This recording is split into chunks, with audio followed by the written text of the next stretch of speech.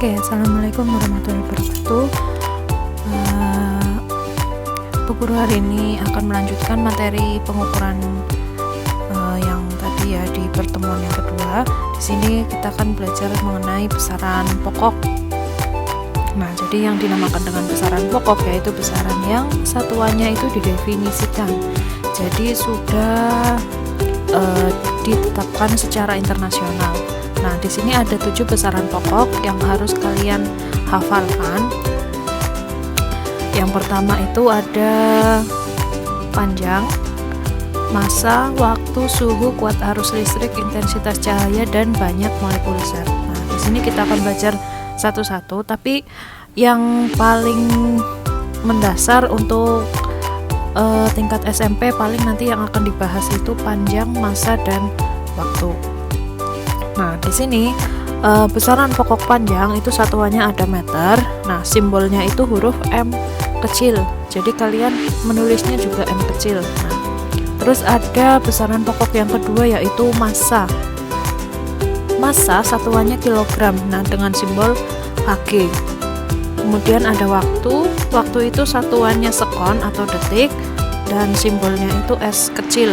Jadi kalian harus menulis pokoknya Bu Guru M kecil, kalian menulis M kecil.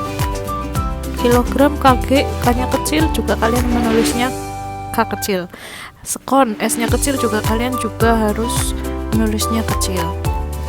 Nah, terus yang keempat ini ada Kelvin, simbolnya K besar. Nomor 5 ada kuat arus, satuannya ampere, simbolnya A besar. Ini A ya, bukan segitiga ya. Ini A besar. Kemudian ada intensitas cahaya, satuannya kandela, simbolnya CD, C kecil, D kecil. Dan yang ketujuh ada banyak molekul zat, dibacanya satuannya ini adalah mol, simbolnya mol. Nah, kita bahas dulu yang pertama yaitu ada panjang. Nah, panjang di sini merupakan besaran yang menyatakan jarak antara dua titik. Jarak antara dua titik, misalkan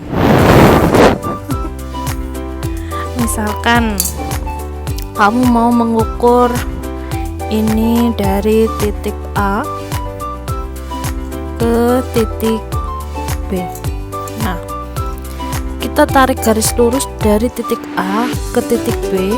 Nah, ini berarti kamu sudah mengukur panjang. Jarak dari A ke B itu yang dinamakan dengan panjang. Misalkan kalian berangkat dari rumah ke sekolah, berarti kalian itu sudah melakukan besaran panjang. Jadi panjang dari titik awalnya itu ada dari rumah, titik akhirnya di sekolahan. Itu yang dimaksud dengan besaran panjang. Nah, di sini alat ukur besaran panjang itu macam-macam. Ada yang pertama ada penggaris. Penggaris ini kamu pasti sudah sangat familiar dengan yang namanya penggaris ya. Kita bisa lihat di sini ada skala-skalanya ya. Nah, ada skala-skalanya. Oke, satuannya di sini ada yang inci. Inci ini yang di bawah, ini inci. Kemudian yang di atas itu yang biasa kita pakai menggunakan sentimeter. Oke, kemudian ada aplikasi dari penggaris. Itu biasanya digunakan untuk mengukur benda-benda yang tidak terlalu besar, tidak terlalu kecil. Contohnya kita akan mengukur panjang kertas ini. Nah, kita mengukur panjang kertas ini mulai dari 0 sini sampai dengan titik yang ada di sini 16,5. Ini menggunakan penggaris. Nah, kemudian alat ukur yang kedua itu ada roll meter. Nah, roll meter itu apa? Roll meter itu alat ukur panjang yang biasanya digunakan untuk mengukur jarak yang sangat jauh. Misalkan untuk mengukur lebar jalan atau biasanya kalau kita lihat di tukang bangunan itu biasanya mereka menggunakan roll meter. Biasanya ya kalau orang membuat bangunan, tukang bangunan pasti dia memiliki roll meter. Nah, tidak mungkin tukang bangunan itu menggunakan penggaris untuk mengukur panjang rumah yang akan dibuat, ya kan, pasti sangat sulit. Nah, jadi dia menggunakan roll meter yang skalanya itu lebih besar, lebih panjang daripada penggaris. Nah, kemudian yang ketiga itu ada jangka sorong. Jangka sorong. Oke, yang ketiga kita ulangi lagi, ada jangka sorong. Ini yang dinamakan dengan jangka sorong. Dia bentuknya seperti ini. Nah, di sini kita bisa geser-geser. Nah, untuk mengukur, biasanya jangka sorong ini digunakan untuk mengukur benda dengan panjang maksimal itu 15 cm. Kita lihat di sini 15 cm ya. Nah, ini 15 cm. Jadi selain atau lebih dari 15 cm itu dia tidak bisa diukur menggunakan jangka sorong. Nah, di sini jangka sorong itu dapat digunakan untuk mengukur panjang hewan yang kecil, atau bisa ketebalan kawat, atau juga pipa. Untuk mengukur diameter itu juga bisa. Nah, di sini cara mendapatkan bacaan tersebut sebagai berikut. Jadi di sini pada jangka sorong ini ada yang namanya skala utama.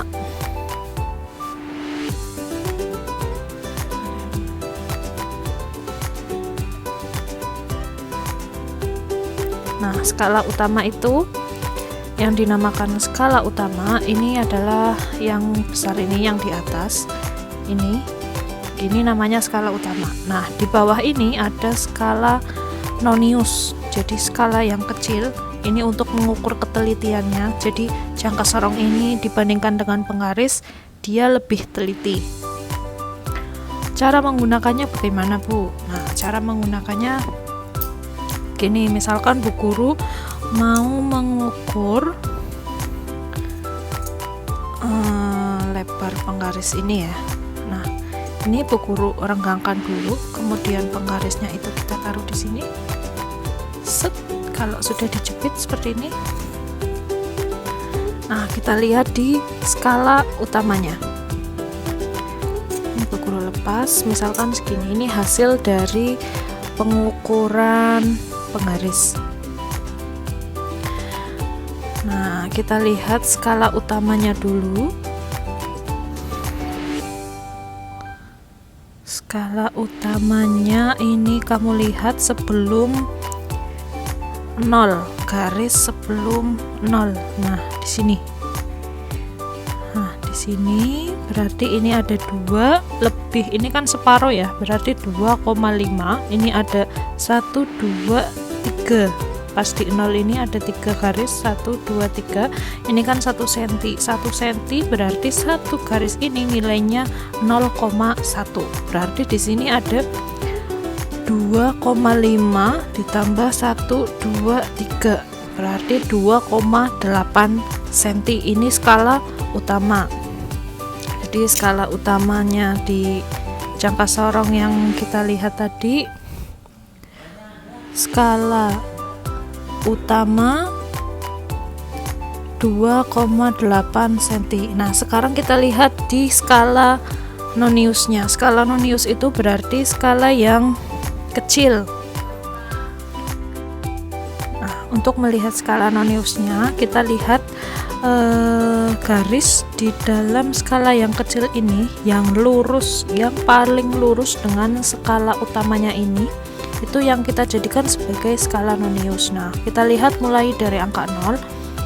Mulai dari angka 0 di sini, kemudian ada 1, 2, 3 sampai dengan 0 yang ada di sini. Nah, kita lihat yang paling lurus itu yang mana?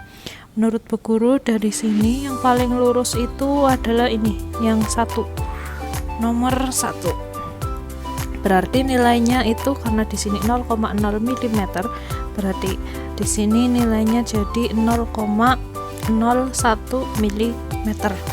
Nah, kita catat di sini skala utama tadi sudah 2,8 cm. Sekarang kita lihat skala nonius. Tadi skala noniusnya ketemu 0,1 dikali 0,1 jadinya 0,01 cm. Nah, baru kita jumlahkan, hasilnya 2,81 cm. Ini menggunakan jangka sorong, ketebalan penggaris menggunakan jangka sorong ini hasilnya 2,81 cm. Oke, selanjutnya ada micrometer screw. Nah, micrometer screw kalian pasti belum pernah melihatnya. Ini ada micrometer screw, bentuknya seperti ini. Nah, kita buka. Nah, ini yang namanya micrometer screw. Nah, di sini micrometer screw ini digunakan untuk mengukur benda dengan panjang maksimum 2,5 cm. Micrometer screw ini biasanya digunakan untuk mengukur ketebalan benda, diameter kawat atau benda-benda yang berukuran kecil ya. Jadi dia lebih teliti lagi dibandingkan dengan jangka sorong. Nah, ini dibandingkan jangka sorong yang tadi, micrometer screw ini dia lebih teliti. Oke, di sini sama seperti jangka sorong. Di micrometer screw ini juga ada dua skala, ada skala yang besar. Jadi ini penggunaannya ini tinggal diputar saja belakang. Nah, diputar.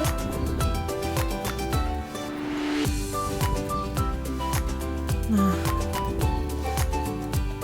ini mengukur panjang benda dengan maksimal 2,5 cm ya. Kalau tadi yang jangka sorong ini kan maksimal itu 15 cm. Kalau yang micrometer screw ini maksimal 2,5 cm. Lebih dari 2,5 cm itu tidak bisa.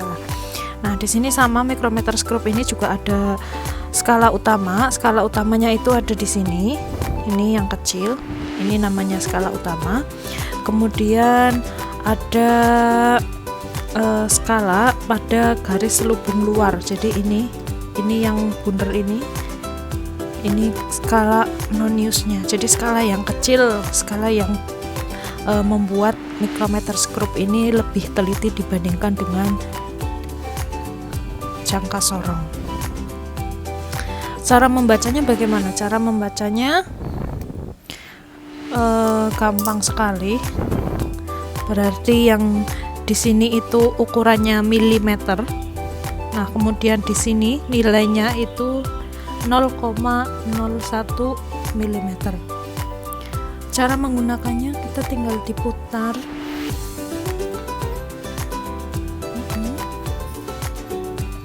Misalkan kita mau mengukur ketebalan bolpen ini.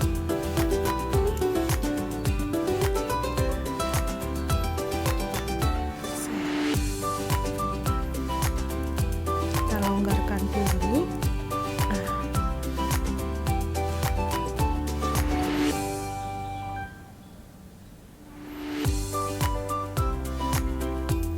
Nah, ini sudah dikencangkan. Ini kita mengukur diameter pulpen.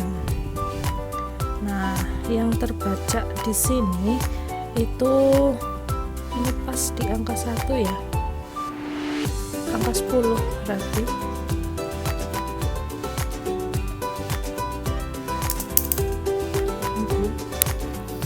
Ini kurang dari.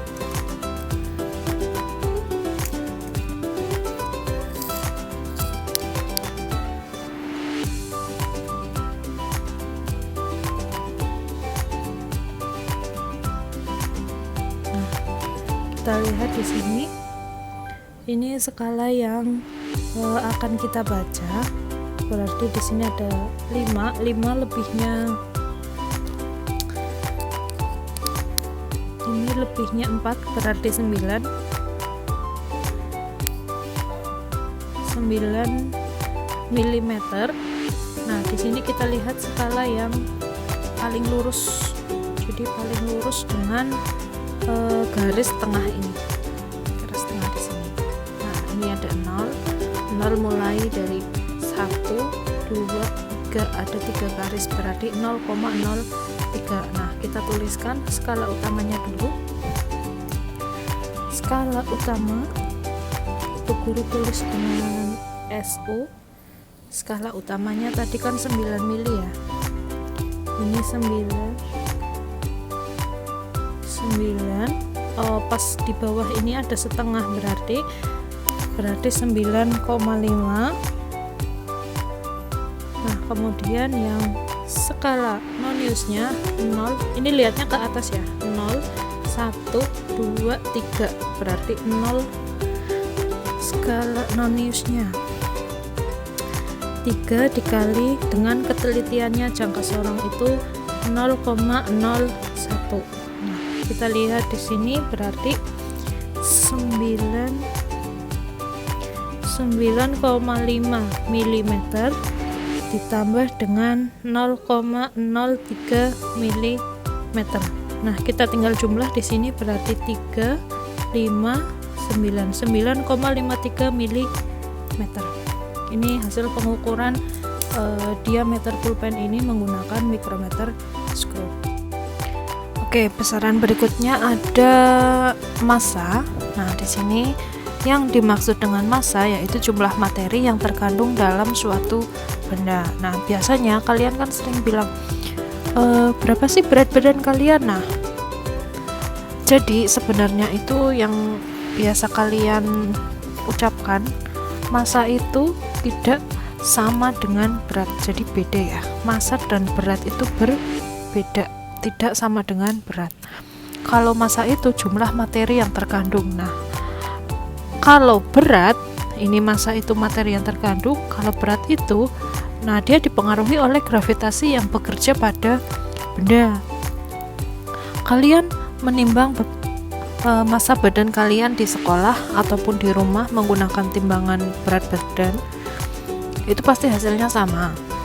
Misalkan kalian menimbang massa badan kalian itu 50 kg. Nah, kalian menimbang lagi di puskesmas, ternyata sama 50 kg. Nah, di situ itu yang dinamakan dengan massa. Tetapi kalau berat itu dipengaruhi oleh gravitasi yang bekerja pada benda. Nah, beda di sini. Jadi kalau misalkan kalian menimbang berat badan kalian di bumi dan di bulan, pasti akan berbeda. Karena apa? Karena gravitasi yang ada di bumi dan di bulan itu nilainya juga berbeda. Kemudian dari dilihat dari satuannya, massa dan berat itu satuannya juga berbeda. Nah, di sini massa di sini satuannya itu kilogram. Satuannya itu kilogram. Nah, kalau berat itu satuannya newton.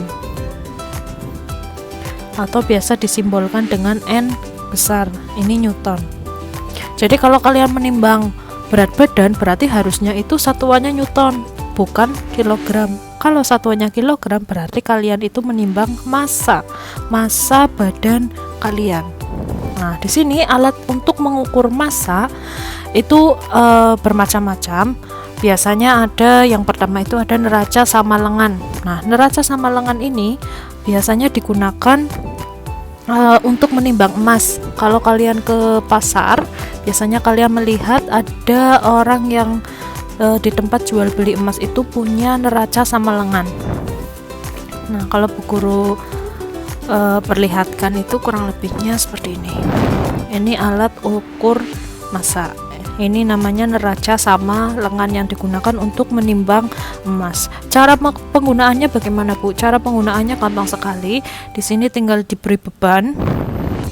Sini tinggal diberi beban, kemudian di sini dikasih bendanya ya. Jadi ketika kedudukannya sudah sama, berarti dia juga sudah sama besarnya.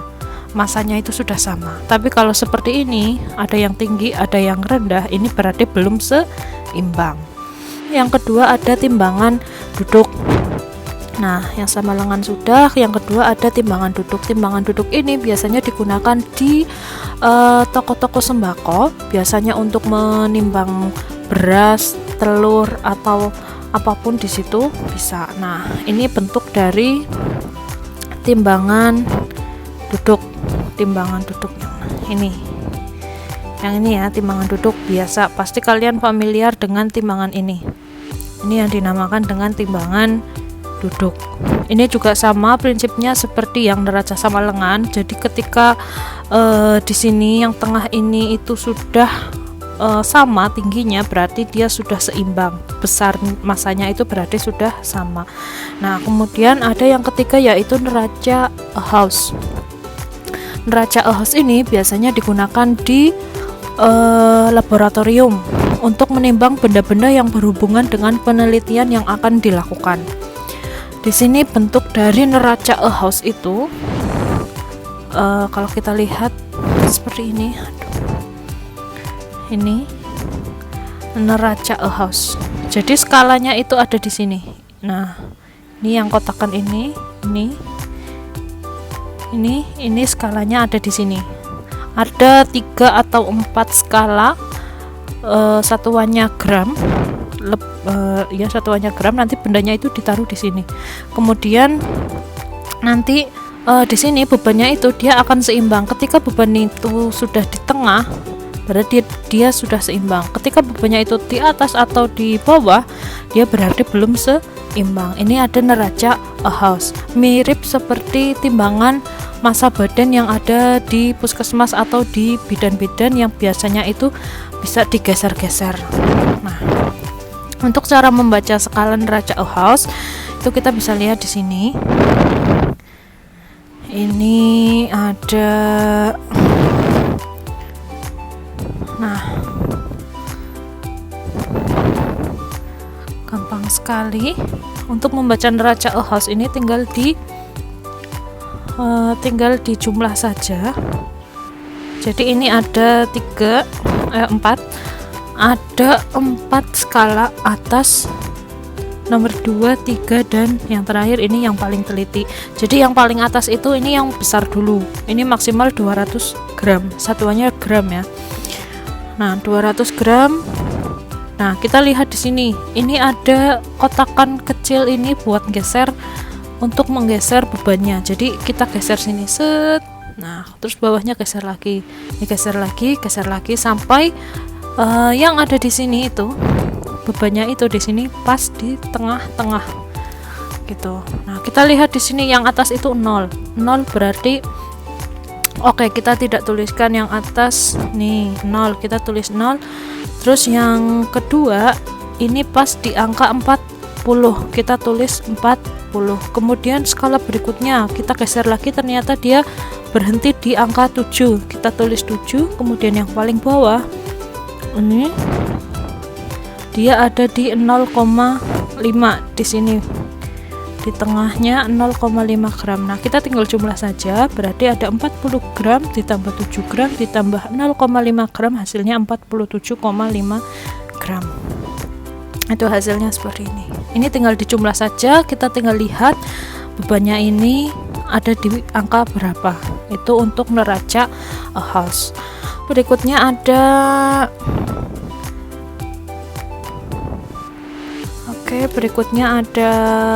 besaran waktu. Di sini Bu Guru sudah tuliskan waktu itu berarti selang antara 2 kejadian atau 2 peristiwa. Nah, di sini alat untuk mengukur waktu biasanya yang sering digunakan ya. Ini yang pertama ada jam pendulum. Jam pendulum itu kalau kita lihat ini jamnya seperti ini. Nah, yang ini yang namanya jam pendulum. Jadi biasanya dia diputar, tidak menggunakan batu baterai. Nanti ketika jam 12 pasti dia akan bunyi teng teng sebanyak 12 kali. Nah, kemudian yang kedua itu ada stopwatch. Ini ada stopwatch. Stopwatch biasa kalian lihat, biasa kalian gunakan, misalkan ada lomba lari, kalian biasanya menggunakan stopwatch. Nah, kemudian yang ketiga ada jam atom. Ini jam atom ini lebih teliti lagi dibandingkan dengan stopwatch dan jam pendulum. Untuk menunjang pembelajaran IPA, di sini selain menggunakan buku paket, guru juga menggunakan LKS ya. LKS yang kita gunakan ini ada LKS PR Intan Pariwara kelas 7. Nanti Bu Guru ambilkan soal untuk latihannya juga ada di LKS ini. Oke, sekian dulu pertemuan hari ini. Wassalamualaikum warahmatullahi wabarakatuh.